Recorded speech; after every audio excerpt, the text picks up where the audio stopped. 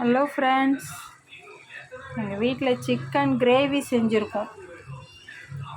உங்களுக்கு பிடிச்சிருந்துச்சுன்னா வாங்க சாப்பிடுங்க. அடுத்தது இன்னும் ஒரு டிஷ்ஷு செஞ்சுருக்கேன். நல்லா எண்ணெய் தலைன்னு கொதிக்குது பாருங்கள். ஃப்ரெண்ட்ஸ் சாப்பிட்டு பாருங்கள். எனக்கு இதில் ரொம்ப பிடிச்சது என்ன தெரியுமா ஃப்ரெண்ட்ஸ்?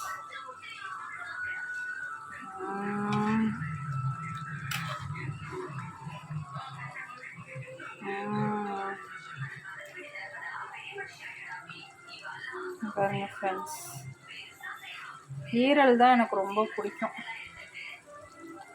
அடுத்தது பாருங்க, இறால் கிரேவி செஞ்சுருக்கேன்.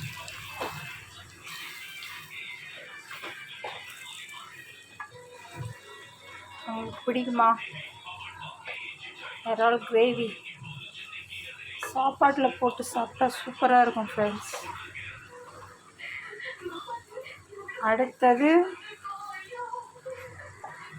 மீன் கழுவி வச்சுருக்கேன். மீன் குழம்பு செய்ய போகிறேன் ஃப்ரெண்ட்ஸ்.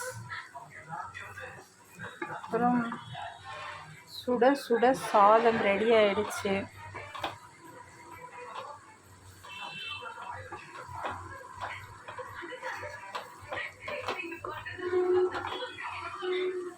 சிக்கன் கிரேவி ரெடி ஆயிடுச்சு. இறால் கிரேவி ரெடி ஆயிடுச்சு. உங்களுக்கு பிடிச்சிருந்தா கமெண்ட் பண்ணுங்கள் ஃப்ரெண்ட்ஸ்.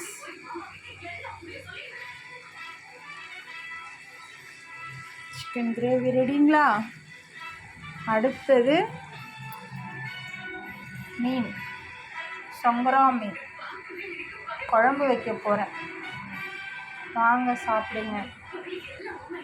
ஏன்னா சாதம்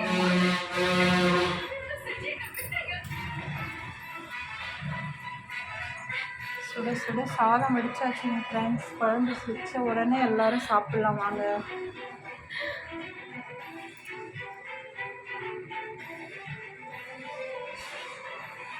சாப்பிட வாங்கோ, சாப்பிட வாங்கோ.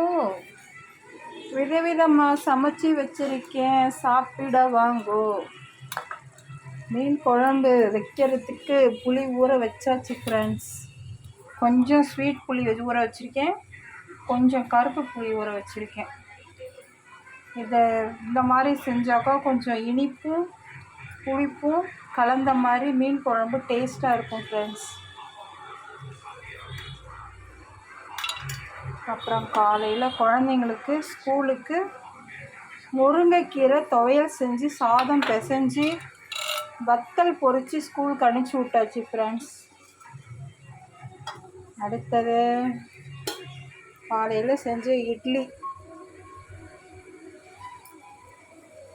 ஓகே ஃப்ரெண்ட்ஸ், பாய், வச்சிடுறேன்.